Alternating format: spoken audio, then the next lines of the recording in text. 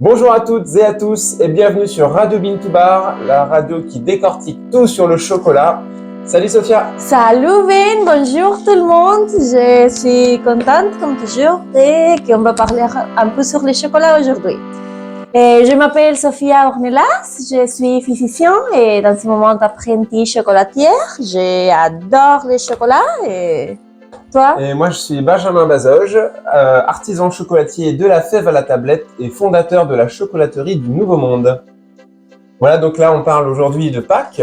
On parle de Pâques. Et puis, on va goûter aussi des produits de Pâques. Ah oui, il faut. Du coup, on peut peut-être faire un petit point sur l'histoire un petit peu de Pâques. J'avoue que j'arrive un peu les mains dans les poches et puis donc j'espère que tu vas pouvoir un petit peu m'éclairer sur l'origine parce que je connais la tradition chrétienne, mais peut-être que ça va au-delà. Et puis il y a différentes... Exactement. Oui, bon, alors j'ai commencé à lire un peu sur la tradition de Pâques qui vient de beaucoup plus loin que la tradition chrétienne. Déjà, c'est quelque chose qui est présent dans d'autres religions, comme dans le judaïsme, mais ça va encore plus loin. C'est des fêtes paganes qui se faisaient depuis il y a 4000 ans, et parce que justement, ça coïncide avec la saison de le printemps. Ça, c'est la saison où tout recommence à vivre. On parle de qu'il y a beaucoup de fleurs, de petits animaux qui vont sortir, le soleil, et c'est là qu'on commence à voir des petites choses qui sortent. Et par exemple, le souffle de Pâques. Il semble que c'est une tradition où les gens mettaient des souffles brouillés dans la terre pour aider à la fertilisation. C'était vraiment des petites traditions comme ça et qui ont donné l'origine à l'époque qu'on connaît aujourd'hui. D'accord. Ok. Il y a aussi, selon les régions aussi du monde, c'est pas forcément non plus les mêmes animaux qui sont à l'honneur. Exactement. Je pense j'ai un peu de famille dans l'est de la France, vers l'Alsace, et là-bas c'est beaucoup les lapins de Pâques. Et moins, alors que nous dans l'Ouest, moi j'ai grandi dans l'Ouest, plutôt les Pays de la Loire, et c'était plutôt les cloches qui apportaient les œufs. Alors, selon les différentes régions de France, déjà, rien que dans le même pays, on avait, c'est pas les mêmes, les mêmes figures qui vont représenter Pâques en fait. Et même les noms de Pâques, ça vient de différentes origines selon la région. Et par exemple, en anglais, on a le nom Easter qui vient on croit, qui vient de la Deus Allemagne ou germanique, de l'ancienne région germanique, et Ostre. Oui. Et c'était justement la dieu de la fertilité qui se célébrait justement dans ces saisons. Ouais. Mais en espagnol, on a Pascua, en français Pâques, et ça vient d'un mot dans le judaïsme, passé. Je suis pas sûre de la prononciation, mais c'est le mot qui s'utilisait justement pour passer d'une vie à l'autre vie, qui représentait beaucoup de choses religieuses.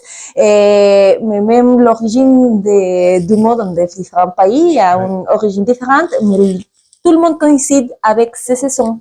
Ah oui, c'est vrai. Avec les printemps. Ouais. Donc, il y a une espèce de renaissance alors de la vie. De la terre. Ouais, c'est ça, avec la fertilité du sol et des animaux, parce qu'on sait que c'est la saison des amours aussi chez les oiseaux. C'est là où ils vont faire les nids et faire leurs œufs. Ouais. Et quelque chose que j'ai trouvé très sympa, c'est que, comme tu as dit, ça se célèbre avec de différents animaux partout. Mais c'est qu'en France que ça se célèbre avec des poissons. Bonne question. Ça s'est identifié avec des poissons. Oui, c'est vrai qu'on a les poissons. Ce qui est marrant, c'est qu'il va y avoir toute une diversité. On va rentrer dans le chocolat maintenant avec la friture de Pâques. Donc ces petites représentations qu'on va manger spécialement pour Pâques. Et effectivement, on a les coquillages, les poissons, les crustacés, des petits lapins, des cloches. Et c'est là, c'est sur ces, je trouve que c'est sur ces produits de Pâques qu'on a la plus grande diversité en fait de représentation graphique. Et alors le poisson particulièrement, je sais pas d'où vient. Bon, moi non plus, mais parce que j'ai trouvé de différentes théories de où ça peut venir. Par exemple, il y a des gens qui disent que ça vient de ces côtés religieux aussi, et les poissons qui se pêchaient, et qu'après Jésus a multiplié. Mais il y a d'autres gens qui disent que c'est parce que c'est quand ça commence la saison de la pêche. Et aussi, il y a une autre origine qui c'est que depuis le Moyen Âge, en avril, ça a commencé à être une fête pour faire des blagues et c'était les seules journées où tu pouvais faire des blagues de la royauté. D'accord. Que tu peux moquer, vraiment. Se moquer du roi. Et qu'une façon de se moquer, c'était à travers des poissons. Mais j'arrive pas tout à fait à trouver la bonne réponse. Il semblait que c'est quelque chose de très français, mais il y a beaucoup de théories de comment ça a muté à la fête qu'on connaît aujourd'hui. Et ouais, ben, on va essayer d'investiguer. En tout cas, si vous voulez faire les recherches et puis nous mettre en commentaire l'origine du poisson, exactement le lien avec la royauté, on serait intéressé de connaître. Et aussi, avec quel animal vous célébrez Pâques? Ouais, tout à fait. Ouais. Et ça me fait penser qu'on a un petit jeu, en fait, pour vous. Il y a une chocolaterie qui s'est cachée dans l'épisode. Alors ça se verra plutôt. C'est plutôt en format vidéo. Je sais pas comment et quand. Bah, les gens qui font que nous écouter, je pense qu'ils n'auront pas la réponse. Mais si vous nous regardez, il y a une chocolaterie qui s'est cachée parmi nous.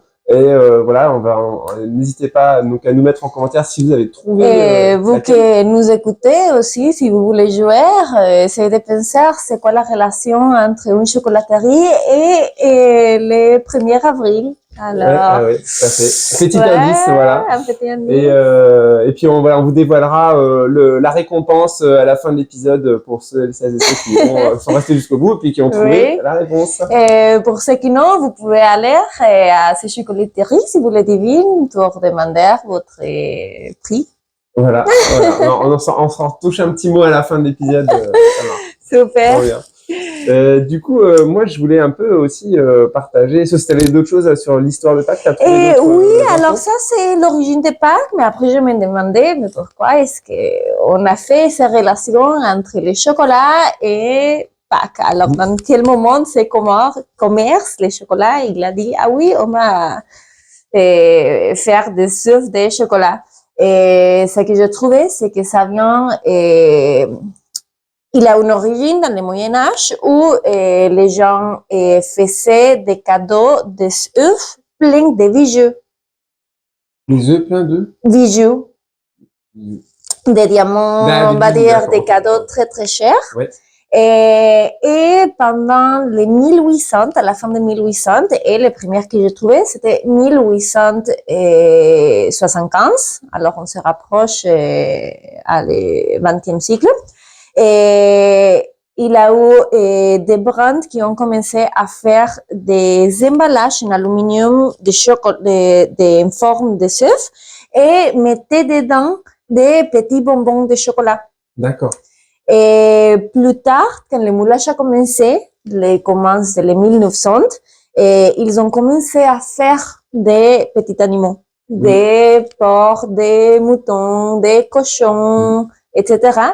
Et c'était jusqu'à le retour des soldats dans la deuxième guerre mondiale, autour de 1950, que les chocolatiers, qui avaient déjà des moyens plus industrialisés pour faire le chocolat, et se sont dit, c'est trop cher faire des emballages en forme de œufs. Et si on fait que les œufs soient sa propre emballage, qui cache les cadeaux, c'est là qui a monté à faire des chocolats, et justement les œufs de chocolat, et juste mettre un emballage beaucoup moins cher et tout carré dans une touffe qui faisait un peu comme un cadeau. D'accord. De là, tout le monde a commencé à jouer avec les différentes tailles, ce que tu pouvais mettre dedans, ou même rien mettre dedans, et l'œuf percé, c'était le cadeau. Mais oui, c'est pour ça qu'encore aujourd'hui, on a les œufs de chocolat comme représentants de Pâques. Et ça me fait penser que les premiers moules, justement, à chocolat. Mhm. C'est des moules en étain, je crois, c'est un métal. Oui, Et lourd. et ouais, voilà. Et j'en ai vu. On voit j'ai vu des vidéos et puis j'en ai vu en vrai aussi parce que j'ai failli en acheter des vieux moules où en fait c'est des coques en métal. Donc c'est deux moitiés qu'on va regrouper, rassembler et il y a des pinces qui vont venir les jointer ensemble. Et il y a toujours un trou à la base du moulage et on verse le chocolat dedans et ils vont tourner. Et après, les chocolatiers tapent avec une cuillère en bois pour sortir, en fait, donc ils vont enrober à l'intérieur du moule et ensuite ils vont taper pour sortir l'excédent de chocolat. Et en fait, ils travaillent au son. C'est-à-dire que c'est quand le moule fait un certain son ils savent combien ils doivent, quand est-ce qu'ils doivent arrêter de taper pour avoir assez de chocolat à l'intérieur, en fait. Et ils travaillent au son comme ça et c'est très très mélodieux parce que plus le chocolat va couler, plus le son va monter en tonalité. Ouf, et je m'imagine aussi Impact, tous les chocolatiers avec ces moules-là aussi, les bruits dans le labo, le rythme. Mettez la petite chanson et... Très festif, le chocolatier. Ouais. Et puis, donc voilà, ça, c'est les vieux moules. Et c'est vrai que je trouve que c'est la fête où on a la plus grande diversité de formes et de taille de moulage, etc. C'est vraiment ce qui représente Pâques, enfin, le chocolat à Pâques, c'est le moulage, quoi. Pour parler un petit peu de notre expérience, nous, en tant que chocolatier, autour de Pâques, donc moi j'ai fait à peu près 4 saisons de Pâques en tant que chocolatier, donc ce qui est très peu. Ouais. Et à chaque année j'expérimente un petit peu qu'est-ce qui l'idée c'est de plaire au maximum aux gens et en même temps ne pas se renier, c'est-à-dire que j'ai envie de garder mon identité de la chocolaterie du Nouveau Monde et du coup j'ai fait plusieurs essais d'année en année pour moi ça me plaise et puis ça essaie de se plaire aux gens. Et donc la première année, j'ai commencé avec des moules qu'on m'avait donnés qui ressemblaient plutôt à des gros œufs un petit peu design des moules de la marque Valrhona, qui fabrique pas mal de moules. Et du coup, j'ai tout de suite voulu les rendre gourmands parce que moi je trouve ça un petit peu triste. Alors oui, on a une jolie présentation, une belle poule, des choses avec des couleurs, etc. C'est rigolo. Et puis quand on casse le chocolat le jour J, en fait, y a pas grand chose à l'intérieur. Des fois, on va rajouter un peu de friture, mais le chocolat est nature. Un petit peu comme une tablette. Alors, c'est sûr qu'il est très bon, c'est bien. Pas des bijoux. Ouais, non. Non, j'ai pas trouvé de bijoux encore dans le chocolat. Ça m'a fait penser d'ailleurs aux œufs de Fabergé. Je sais pas si tu connais, c'est des œufs de sculpté, enfin pas sculpté, mais avec des incrustations. Qui fait ses cadeaux entre les royautés. Ouais, voilà. Oui, c'est dans l'Europe de l'Est. Je pense que c'était des représentations de la fertilité assez fort. Oui. On y revient tout le temps, hein, c'est quand même dingue. Hein. C'est la saison, tout le monde veut la fêter. Je m'imagine que la royauté recevait beaucoup les fruits de ces fertilités de la terre, alors c'était... Ah oui, est-ce que ça marche dans l'opulence. Et du coup, pour revenir à mes œufs, là, on a une présentation, mais peut-être je ramènerai pour montrer de plus proche à la caméra. Mais en fait, du coup, l'idée, c'est comme nous, on fait des plaques gourmandes triple couche que maintenant nos clients connaissent bien, parce que c'est un peu nos stars à la chocolaterie. Du coup, j'ai fait un peu l'idée d'avoir un œuf gourmand où quand on casse la coquille, en fait, elle est en triple couche, c'est-à-dire je fais une couche de chocolat. Après, on va en texturer le praliné en texture un peu pâte à tartiner. Et on va le tartiner dans cette première couche et on va remettre une couche de chocolat pour protéger tout ça. Et en fait, ce qui va faire que quand on va casser l'œuf, on va avoir quelque chose de très gourmand à l'intérieur. Donc ça, dès le départ, j'ai créé ce produit dès la première année. Et puis ça marche assez bien. Alors le problème qu'on a, je rentre un peu dans les détails un peu des techniques, des problématiques d'un chocolatier, mais en même temps, je sais qu'on a un auditeur et auditrice des chocolatiers et chocolatières, et du coup, ça me fait plaisir de partager ce sujet. Même pour les gens aussi, ça peut être intéressant. Ouais. Et en fait, le problème que ça m'a causé, c'est que ça monte le poids, en fait, puisqu'on va avoir quelque chose de beaucoup plus lourd. Et oui. Et donc, en fait, je me suis retrouvé à me dire, mais en fait, là, un œuf qui a la même taille que celui au supermarché ou chez un autre chocolatier, le mien est 3 fois plus lourd ou 4 fois plus lourd. Et du coup, je suis obligé de le vendre plus cher puisque j'ai beaucoup plus de travail. C'est déjà un chocolat plus cher et après, 4 fois le poids, c'est... Et du coup, je me suis retrouvé avec une offre de Pâques plus chère, mais plus gourmande. Enfin voilà, c'était première problématique que j'ai rencontrée, c'est effectivement être confronté au prix et à la réalité du prix des choses. Et puis il y a aussi le sujet de la friture. Voilà, démarrant tout seul, j'ai pas voulu. On m'a donné aussi des moules de friture et c'était des moules souples. Et en fait, c'était complètement galère parce qu'en fait, tu remplis dans la tempéreuse, tu remplis ton moule de chocolat, puis ça commence à plier sur les bords, t'en mets partout. La Après le nettoyage de ces moules de plastique, c'est long, c'est surtout très très long parce que tu arrives jamais à éliminer les petits détails. Exactement. Ouais, là, j'ai fait une fois, je me suis dit non, pas deux. D'ailleurs, c'est là où j'ai remplacé à l'intérieur de mes œufs, parce que je voulais aussi qu'ils soient fourrés, mes gros œufs. Au début, je voulais mettre de la friture. Puis le temps que j'ai passé, je vais mettre des cristaux à la place qu'on faisait, parce que bon, je trouvais ça encore meilleur. Oui. C'est pas la forme, mais les gens demandaient, on veut de la friture. Il y a vraiment une tradition. C'est là où Français, je veux en venir là, c'est qu'en final, moi j'ai fait mes expériences, mais je me suis confronté à un moment donné à bah oui, mais en fait les gens veulent quelque chose, attendent quelque chose en particulier. Et bon, pour en faire court, en fait, aujourd'hui ma conclusion, c'est que les gens veulent vraiment des formes, des moulages. C'est vraiment très important d'avoir des formes en relief, parce que j'ai essayé de faire des œufs ou des formes à plat. En fait, on emporte-piécé des plaques gourmandes en forme de lapin, en forme d'œuf. Ça, c'était l'année avant que tu arrives. Intéressant quand même. Et ouais, voilà, l'idée, c'est d'avoir un concept. C'est OK, on a la plaque gourmande, mais en même temps, on a une représentation aussi de mettre en forme de Pâques. Mais les gens voulaient vraiment du volume, des belles pièces à mettre sur la table, etc. Et en fait, nos plaques gourmandes à plat, on n'avait pas trop travaillé le packaging. Du coup, ça a pas tellement plu. Alors, c'était très, très bon, mais visuellement, ça n'a pas fait son effet. Donc, aujourd'hui, on est parti sur l'idée de vraiment faire du moulage pour avoir du relief. Et voilà un petit peu nos expériences. D'ailleurs, tiens, je pourrais montrer là une dernier format qu'on a fait pour cette année. Donc, du coup, on a retravaillé. Ah oui, je voulais faire le jeu de mots packaging. Je crois que en fait, ça vient de. Ouais, disons que les gens attendent quelque chose de waouh. Et en fait, c'est le plaisir, c'est une fête où c'est le plaisir des yeux et la beauté du chocolat mis en forme. Et moi, je trouve aussi ce côté parce qu'à Mexique, on ne fête pas trop Pâques, surtout pas de cette façon. C'est plutôt le côté religieux, mais on ne les lie pas trop aux œufs et surtout pas au chocolat parce que c'est une matière très chère aussi.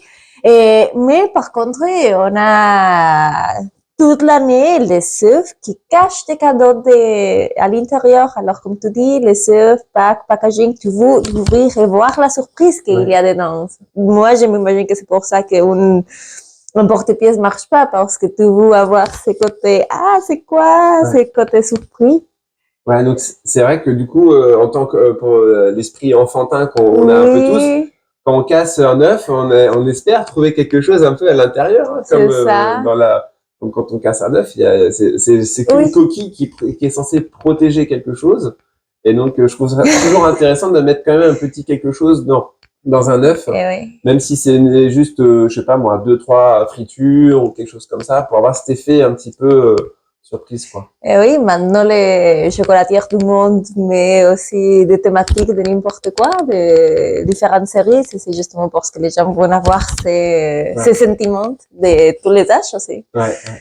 Bah, ça me fait venir à un coup de maître, c'est Kinder Surprise. Exactement, c'est ça que j'aime. Cette histoire, ils ont, ça fonctionne depuis des dizaines d'années. Exactement. Les enfants sont toujours dingues avec ça, quoi. Et beaucoup de fois, tu n'aimes pas du tout ce chocolat, mais en même temps, tu veux, mais c'est l'édition, je sais pas quoi, je vais sortir toute la collection. C'est jouer avec ce côté de la curiosité, on est curieux par nature. Il y en a au Mexique, quand tu étais enfant, ils sont partout, Kinder Surprise. Oui, et même comme adulte, alors, ils sortent, oui, je sais pas, quelque chose d'une thématique que j'aime bien et je suis attirée et j'aime pas ce chocolat. Et depuis que j'étais petite, parce que j'étais jamais très fan de le chocolat blanc. Alors, je trouvais surtout l'intérieur pas du tout agréable. Mais ouf, je me rappelle que j'ai crié pour que mes parents l'achetaient parce que moi, je voulais les cadeaux à l'intérieur. C'est ça. Et je trouve que c'est comme ça en général pour les enfants. C'est ces surpris que tu vas voir. J'ai vu quelque chose, je sais pas quoi, mais j'ai vu quelque chose. Les enfants adorent les cadeaux, hein, les surprises. Les surprises. C'est ça. Découvrir quelque chose de nouveau. Moi, j'en ai mangé beaucoup, hein, étant enfant, beaucoup. Disons que ça m'arrivait, mon argent de poche. Oui, je l'ai dépensé. J'ai dépensé moi, j'achetais pas de bonbons, j'ai acheté des Kinder Surprise. Du coup, j'avais des figurines. J'avais carrément un tiroir dans la chambre rempli de figurines. Bon, ça et d'autres babioles. Mais j'ai joué avec aussi. Et c'est ça qui est intéressant aussi parce que c'est un peu pour un enfant comme un double cadeau. Tu achètes quelque chose à manger, mais aussi quelque chose de matériel que tu vas pouvoir garder. C'est très très bien trouvé. Voilà, bon. Et déjà dans les États-Unis, la très très grande tradition, c'est plutôt trouver les œufs. À Mexique, on ne le fait pas trop non plus, mais je me rappelle que j'ai rêvé. La chasse aux œufs. Oui, alors et ça a commencé, je crois que dans une campagne présidentielle, je sais pas quand, que tout autour de la Maison Blanche, la Casa Blanca, je sais pas comment ça s'appelle, mais de la maison présidentielle, que dans tous les arbustes, ils cachaient des œufs. Et justement pour inviter les familles, les gens dans une ville ou dans une vie très familiale à venir tous ensemble à chercher. Et c'était justement une matière assez chère et c'est l'État qui fait tout ce type de jeux. Et c'est de là que ça a commencé à se faire un peu partout. D'accord, ah ouais, et c'est super intéressant. Alors, et ça, je sais pas quand est-ce que c'est pour vous, mais nous, en tout cas dans mon enfance, ça a toujours été la chasse aux œufs hyper importante. Et en fait, on allait vraiment chasser les œufs.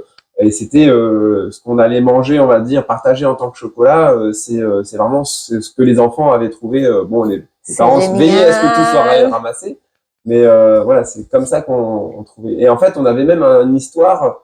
Nos parents mettaient un peu une mise en scène avec c'est génial. où en fait moi j'ai grandi dans une famille catholique et du coup on allait à la messe le jour de Pâques et en rentrant ma mère elle avait préparé tout pour cacher en avance un peu les œufs et on était comme des fous un peu comme Noël ça doit être et on avait mettait des sons de cloche. Alors je sais plus si il sonnait des cloches avec une petite cochette qu'on avait à la maison ou même ça, je me souviens qu'on avait même quelque chose comme un CD ou quelque chose comme ça qui faisait son de cloche et puis c'était un peu les moules de chocolat c'est le signal go allez-y et on était comme des fous à aller chercher les œufs quoi. Oui c'est génial. C'est des moments en fait de tradition de convivialité et puis de fête en fait tout simplement quoi. Donc je trouve que c'est alors pour ceux qui ont un sens religieux, c'est bien pour eux, mais même pour quelqu'un qui l'a pas, voilà, c'est un moment qu'on peut partager ensemble, quoi. Et qu'on est tous très contents parce que le soleil commence à sortir et la vie commence à revenir. C'est normal de vouloir la fêter, n'importe la religion aussi. Alors, je vais rapprocher les petits œufs de la caméra pour vous montrer. Puis et comme ça, peut-être, on va les goûter aussi, j'espère. Donc, on a fait 3 petits œufs fourrés. Donc, ça, on l'appelait le trio rigolo. Et donc, on a 3 pralinés différents. Un lait amande, un blanc noisette et un noir noisette. Voilà. Et donc, qu'est-ce qu'on s'en ouvre un? Ah oui, mais évidemment. Et donc ils sont fourrés. Donc, c'est des œufs d'à peu près 40 grammes chacun. Ils sont présentés dans un étui transparent circulaire. Alors voilà, c'est ça qu'il y a la question du plastique pour Pâques. C'est un vrai sujet en discutant avec notre fournisseur d'emballage Thibaut Bergeron. Ils essaient de niveau packaging, RSE et environnement d'arrêter le plastique en fait. Attends, je vais faire des ventes. D'accord. Mais c'est difficile justement pour ce côté que les gens vont voir qu'est-ce qu'il y a. Et du coup, c'est vrai que nous, on était un peu là, dans l'équipe, justement, le moins de packaging possible, mais les gens, il y a une telle demande de justement pouvoir voir le produit, de que ça Ouf, soit c'est joli. gourmand ça. Oh là là là là là là. Mon Dieu. Alors, il est complètement fourré de pralinés. Waouh, Ouais. je connaissais, mais ouf, ça, Et ça fait ça sent toujours bon, hein. rêver. On a ouvert l'étui là, t'as coupé les effluves. Ouais, ouais, de loin, ça sent déjà. Et Bon. voilà. Mhm. Allez. Pendant que tu me racontes. C'est un gros problème, mais aussi parce que avant, ça se faisait avec des emballages que tu pouvais garder et utiliser pour autre chose, mais maintenant, Les tu fameuses boîtes achètes, métalliques. oui, Ouais. oui, oui, mais maintenant tu achètes tout en emballage jetable, ça fait beaucoup. J'ai commencé avant toi. Donc on a une coque très fine de chocolat au lait. Donc un lait intense, hein, 55% de cacao. Et là on a fait un fourrage. Alors c'est notre fourrage habituel praliné amande.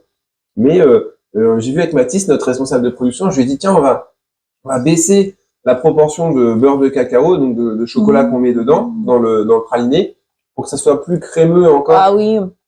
Du coup, c'est très onctueux. Et on a des éclats d'amande bien croustillants qu'on caramélise toujours au feu de bois, au four à pain. Mhm. Et c'est vrai que ça se prête à les faire plus moelleux parce qu'avec la gourmande, on ne peut pas. Ouais.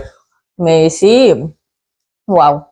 Moi, C'est je vais me l'intérêt permettre. d'un moulage, c'est que un fourrage dans un chocolat qui est moulé, on peut se permettre de jouer plus sur la texture, avoir quelque chose de crémeux, d'onctueux. Voilà, c'est parce que en fait la coque du moule va pouvoir contenir cette texture plus crémeuse et la protéger. Donc c'est l'occasion pour nous de modifier un peu nos recettes et pour amener plus de gourmandise encore. Et que c'est un produit qui va se manger tout de suite aussi. Normalement, les gens ne l'achètent pas pour ça va être le chocolat que je vais manger les prochains 6 mois. C'est le chocolat que je vais manger d'ici à 20 jours. Ça me fait penser il y a un vrai sujet aussi pour les chocolatiers, c'est le stock, l'anticipation du volume, parce que l'expérience qu'on a, c'est une année où on calcule mal nos productions de Pâques. Bah, le lendemain de Pâques, quasiment, ça n'a plus de valeur en fait, parce que la fête est passée. Et c'est très difficile après derrière de vendre au prix fort entre guillemets qu'on aimerait nos produits, parce que les gens n'en veulent plus vraiment quoi. Et tu as dit alors que tu as eu beaucoup de difficultés les dernières 4 ans pour Pâques. Comment ça va cette année? Comment tu trouves ça amélioré, c'est un peu pareil? Et ben justement, tu sais, je parlais de ces gros œufs que je faisais fourrés pralinés triple couche. Et puis comme ça, non? Ouais, voilà, c'est ça. Mais on avait même une taille encore plus grosse.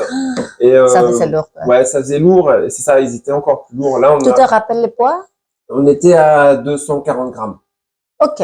Mais j'essayais de contenir, mais c'est vrai que c'était pas non plus mon idéal, parce que j'aurais aimé mettre plus de praliné dans la coquille, tu vois, pour avoir quelque chose de très gros. T'aurais aimé faire ça, mais dans son format. Là, tu m'as eu. Ma gourmandise m'a trahi. Eh oui. Ouf, mais après, ça ferait combien d'un kilo? Et du coup, bah, je voulais pas assassiner les gens, donc j'ai fait un effort sur le prix. On était quand même à 25 € l'œuf, ce qui est par rapport au boulot que ça représentait, c'était quand même correct. Et puis donc là, on a réduit un petit peu la taille pour contenir un peu le prix et le poids. Et ce que je voulais dire, c'est qu'au départ, je me suis dit, mais en fait, c'est les retours que j'ai eu. D'ailleurs, c'est assez cher en fait. Les gens voudraient plus plein de petites choses à cacher en fait dans le jardin, justement pour organiser cette chasse aux œufs et de mettre 25 € dans un œuf. Tu peux plus après avoir le budget pour mettre plein de choses dans le jardin. Et au final, donc j'étais prêt à arrêter ce concept. Et sauf que la dernière année, je me dis bon, je fais une dernière fois. Où non, on a baissé la quantité produite. Okay. En disant bon bah ça a pas trop marché. Et en fait, les gens nous disaient ah mais attends, l'année dernière on avait goûté. Et en fait, c'était le temps que les gens, ouais voilà, le bouche à oreille, que les gens goûtent, etc. Et en fait, le concept a vraiment pris. Et aujourd'hui, on a une forte demande sur ce produit parce qu'ils se souviennent de l'année d'avant et l'année d'avant. Et en fait, progressivement, les gens adorent en fait cet œuf-là. C'est génial. Donc on le maintient. Alors on a baissé un petit peu la taille, qui reste quand même gros, mais moins gros qu'avant. Et du coup, on a pu aussi travailler sur l'épaisseur Et là, pour le coup, cette année, on les a fait plus épais en praline, donc ils vont être encore plus gourmands. Et finalement, les fritures aussi très demandées. Et voilà, et finalement aussi, bien vu, on s'est mis à la friture. Donc ce coup-ci, on a investi dans des moules en polycarbonate rigide qui se tiennent bien. Donc quand tu vas passer le chocolat pour les remplir, bah, le moule, il est pas plié en deux. Et donc Mathis, qui nous a rejoint, lui, il maîtrise très très bien cette technique de moulage de friture. Et lui, ça le dérange pas de les faire. Donc il est responsable friture. Et puis c'est très joli. Du coup, je suis content. Ouais. Oui. Voilà. Et donc là, on a goûté le praliné amande. Et puis, franchement, j'ai envie d'essayer celui-là. Je vais couper peut-être plus devant. Oui. Peut-être tu peux nous décrire la recette du blanc noisette. Bon, le blanc noisette, quoi. Oui, alors ça c'est notre praliné de base. C'est un mélange de purée de... Bon, c'est un faux praliné pour commencer. Ça veut dire que on caramélise pas les noisettes. On va faire un mélange de noisettes et sucre panela. Parce que le sucre panela, comme c'est du sucre complet, il aura déjà ce goût assez fort en mélasse. Et on va faire ces purées avec notre machine, les mélangeurs. Déjà, on a un peu expliqué sur ça dans le dernier épisode. Et plus tard, on va les mélanger avec le chocolat de notre choix. Dans ce moment, c'est le chocolat au lait. Mais on a une version aussi avec du chocolat noir, justement pour que ça solidifie légèrement et donner ce côté stable. Mais c'est un peu comme les pâtes à tartiner. Ouais, c'est vrai, on n'est pas loin de la texture pâte à tartiner. Oui, alors les quantités vont être un peu différentes, mais moi, c'est vraiment un chocolat avec des pâtes à tartiner. Eh ben allez, je t'invite à goûter. Merci pour la présentation. Merci à toi.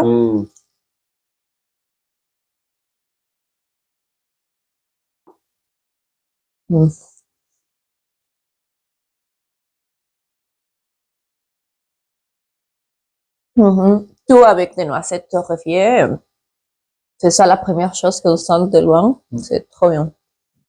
J'en profite pour faire un petit coucou à Lauriane, une amie qui adore, qui est une bonne cliente d'ailleurs aussi, et qui m'a dit que les petits œufs, comme ça, je lui ai offert pour son anniversaire un petit trio lors de sa dernière commande. Et elle m'a dit que c'était les préférés, enfin le jeu de texture, la taille du chocolat. Elle m'a dit que c'est meilleur qu'elle avait goûté chez nous. Ah oui. Elle a adoré. Ouais. Et ces versions des œufs. Après, les très gourmands, elle préfère le lait et le blanc. Elle pas team chocolat noir, mais ouais, c'est vrai que on a fait ce jeu de texture plus crémeux là, ça fond bien. C'est très gourmand. Ouais. Par contre, c'est pas quelque chose que je peux très manger l'été, mais ouf, pour ce saison, c'est génial. Et puis aussi, on n'a pas abordé la thématique un petit peu, comment dire, pièce commerciale qu'on appelle dans le métier. Finalement, c'est aussi un moment de créativité pour les chocolatiers. C'est ça que j'adore. C'est le moment des joueurs aussi. Ouais. Et du coup, on a tous les moulages classiques simples en fait. On peut appeler des moulages simples. C'est voilà, on a une coque de poule, on peut peut-être la peindre un petit peu avec du beurre de cacao coloré, faire une coque de chocolat et puis voilà, c'est vendu comme ça. En général, c'est assez léger en poids aussi. Et puis après, on peut aussi aller dans un peu plus de complexité et là montrer la créativité des chocolatiers. Donc là, Mathis, cette année, il nous a créé trois pièces commerciales en chocolat. Animaux. Et donc c'était un peu la thématique des animaux. Là, on a sur le plateau, on a le chef Lapinou avec sa cuillère prêt à faire son chocolat. Très très très marrant. Donc et ce qui est rigolo, c'est un petit peu ce processus créatif. Je pense qu'en de toute façon, on l'invitera sur le podcast et il nous parlera de tout ça. Parce que c'est lui qui est très fort pour créer les pièces. Et ce que j'adore, c'est comment il arrive à jouer avec des formes déjà existantes de moules. Voilà. Donc là, par exemple, le lapin, on voit son corps, ça va être une boule. Ses pattes, c'est des demi-sphères. C'est des demi-sphères?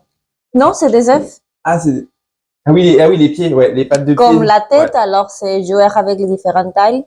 C'est ça. Et en fait, avec 3-4 formes qui sont assez universelles et communes, des formes d'œufs, de boules, il arrive à constituer un petit personnage et les petits détails qui vont faire qu'on le reconnaît et que c'est rigolo, quoi. C'est super mignon.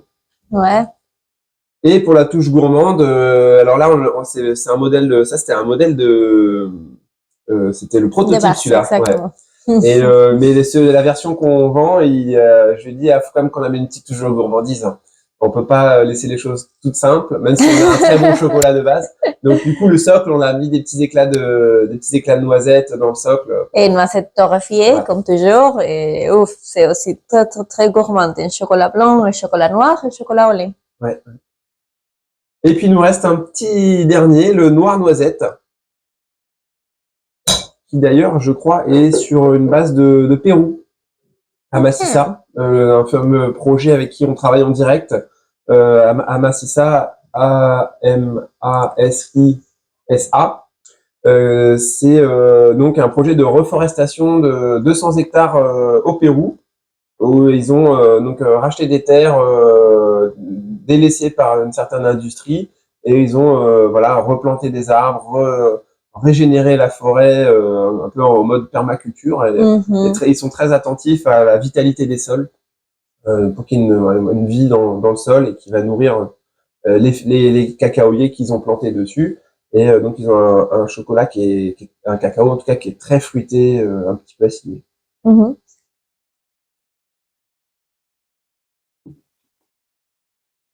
Et tu te rappelles quel chocolat on a utilisé pour les noisettes lait? Pour le chocolat au lait qui est dans le fourrage, Oui. c'est un lait, je ne me trompe pas, Guatemala. Ok. Et sourcé par Etikab. Oui, parce que justement, rien à voir le chocolat Guatemala avec le Pérou. Et là, je suis agréablement surpris, mais je l'espérais et ça confirme ma théorie. La c'est que maturité. quand ouais, c'est ça, il a maturé là. On l'a fait il y a quelques semaines, mais c'est en fait c'est pas plus mal, c'est même mieux parce que le chocolat il va s'oxygéner un petit peu dans le packaging et il va continuer de lâcher son acidité. Et là on arrive à un point d'équilibre où l'acidité elle amène vraiment le côté fruité et elle n'est pas en excès. Alors que quand il était vraiment frais, moi ça me perturbait cette acidité et là aujourd'hui ça devient très gourmand. Excusez-moi. Les aléas du direct. Je voulais les étendre tout à l'heure et j'ai pas trouvé. Voilà, ben on arrive au bout de... Oui, je crois que même ça serait important que dans un autre épisode, on parle un peu plus sur les différentes acidités qu'on peut trouver dans le chocolat, parce que ça c'est des processus fermentatifs normalement. Alors, ça peut être très intéressant pour un prochain épisode. Carrément, et puis idéalement même, je pense qu'un jour on arrivera à le faire avec nos petits moyens, d'aller à la rencontre de spécialistes de la fermentation, on allait faire aussi des épisodes sur le terrain. Oui. On va sortir du studio, alors vous inquiétez pas. D'ailleurs, on a dans les tuyaux, je fais un petit teaser. On est monté sur Paris, Sophia et moi, pour aller voir une machine. Et on a profité pour aller rencontrer des professionnels. Des chocolatières incroyables aussi. Ouais. Et on a hâte de sortir cet épisode-là, ces épisodes-là qu'on a tourné sur Paris. Et donc ça, c'est trop bien. Et bon, merci beaucoup pour nous écouter. On espère que vous avez bien aimé cet épisode. Et maintenant, pour expliquer un peu pour ceux qui ont resté jusqu'à la fin, les poissons d'avril. Alors, ça, c'est une tradition très française où moi, je comprends pas trop pourquoi, mais la blague, c'est de coller un poisson au dos du gens. Et alors, bon, j'ai décidé de coller un poisson au dos de... Non. Tu vas coller un poisson? Eh oui. Non. C'est la blague. Non, j'ai même pas senti. C'est moi, tu me tapais le dos ce matin. Oh là là. Ok, eh ben. Alors, petite blague. Et en fait, quand l'autre personne s'en rend compte, on dit poisson d'avril. J'ai pas fait la recherche, je suis désolé, mais c'est vraiment alors bon, plus on grandit dans les études, moins ça se fait. Mais Ok. voilà, on va dire le pic d'amusement autour de ça, c'est au collège, quoi. Tu vois, quand Ah entre 10 et 14 oui. ans, Oui, c'est oui. vraiment la super blague à faire. Quoique, je dis ça, C'est mais mon premier poisson d'avril, c'est la première fois que je d'accord. l'ai fait. Ouais. Mais après, au niveau professionnel, il y a plein d'entreprises qui font des blagues aussi au Ah niveau communication. oui, ok. Ils vont faire un post sur, je sais pas, enfin sur leur réseau, etc. ou d'annonces. Même Oui, dans le journal local, ils peuvent. ça, on le fait aussi à Mexique, mais c'est en décembre. Rien à voir. D'accord, ok. Ouais. Bon, là, en tout cas, tous les peuples ont de l'humour, a priori, Oui, oui, oui, c'est bien. tant mieux. Ok, bah donc voilà, si vous reconnaissez cette chocolaterie, vous pouvez aller les voir de notre part et vous aurez une petite surprise Je vais les dans leur rapprocher. boutique. Voilà. Bah, D'ailleurs, si envoie lui un message. ouais, on va le faire, on va en parler. Big up à Aurélien. Et puis voilà, merci pour tout ce que vous faites. Je dirais pas le nom de la chocolaterie, parce qu'il faut vous deviniez. Mais voilà, c'est des gens super qui sont porteurs du mouvement Bean to Bar et qui sont adorables et qui font du très bon travail. Donc n'hésitez pas à aller les voir et à aller goûter leur chocolat. Bon, et juste avant de finir, petit rappel, si vous avez envie qu'on parle de quelque chose de spécifique ou même d'apporter votre expérience, envoie-nous un message. Et vous avez des courriers et radio.bintubar@gmail.com. Mais s'il vous plaît aussi les commentaires en Instagram et YouTube. Et vous pouvez nous trouver toujours dans tous les réseaux sociaux, même en Spotify, Deezer, et comme @radio.bintubar. Après, si vous avez envie d'écouter un peu de chocolat de la chocolaterie, c'est @chocolaterie du Nouveau Monde. Et si vous avez envie de voir qu'est-ce que moi j'ai fait pour Pâques à l'école, c'est @Sophie avec un F O-R-N. Sophie O-R-N. Et oui, je crois que Eh ben, c'est bon je te pour dis. moi aussi. Ouais. Je suis très content. Merci Sophia pour cet épisode. Ah, petite annonce pour le prochain épisode qui va sortir et on va parler sur une thématique qui me tient très très intéressant et intéressée. J'adore, c'est l'art et le chocolat. Yes. Et justement, pour parler un peu du processus créatif, on va avoir des invités, alors reste autour parce qu'on a beaucoup de choses encore à partager. Yes. Merci Sophia, merci à tous. Merci.